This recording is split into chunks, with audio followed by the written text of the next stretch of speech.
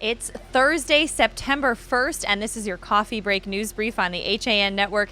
I'm Kate Chaplinsky outside of Trinity Catholic High School right now, the final stop of our fall FCAC tour. But first, giving you a look at some of the latest local headlines, including that yesterday's tanker fire on I-95 could have been a tragedy, according to officials, but the fire was extinguished before the flames reached the tank filled with gasoline.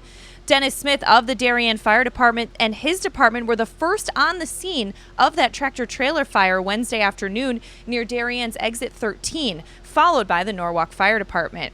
He told the Darien Times that the operator smelled something, and by the time Darien Fire responded, the cab of the truck was fully engulfed in flames. The truck's tank was filled with gasoline, and Smith said they were able to put out the fire within 8 minutes before the tank was reached, which could have resulted in an explosion. The fire was reported just before 1:30 in the afternoon, shutting down that area of I-95 until about 3 o'clock in the afternoon. And Milford police are still looking for help finding the driver of a car that struck and seriously injured a pedestrian on Bridgeport Avenue Sunday night.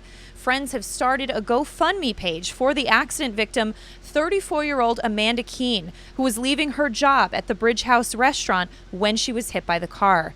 The page write-up reads that the extent of her injuries are yet to be known, as she is still in intensive care. However, she and her family are in need of assistance.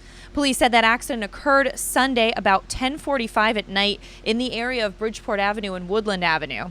The witness told police that after the accident occurred, a dark-colored sedan fled the scene heading eastbound. And in other news, Tropical Storm Hermine, now spinning in the Gulf of Mexico, is forecast to track closer to the East Coast. The National Hurricane Center is not forecasting a direct hit by Hermine, but rain and wind are expected Sunday and into Monday.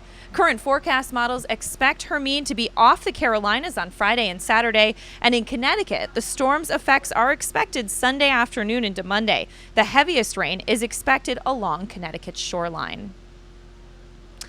And U.S. Senator Chris Murphy is walking across Connecticut this week in an effort to hear from people and, like us, got caught outside today in the rain.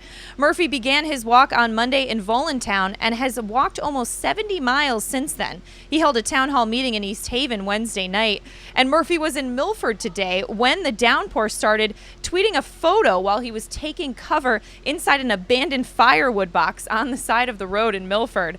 Murphy said of the walk that since he was elected to Congress, he's been trying to find new ways to keep in touch with the people who sent him to Washington, and he said this is just another way to get some new ideas to bring back to Congress while also getting some great exercise.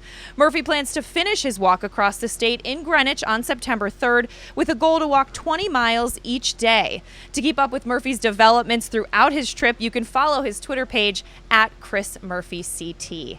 But that does it for this coffee break news brief. We just are wrapping up the final leg of our FCAC tour, and you can follow all the action on HAN.network or check us out on social media, Twitter and Snapchat. We'll see you next time.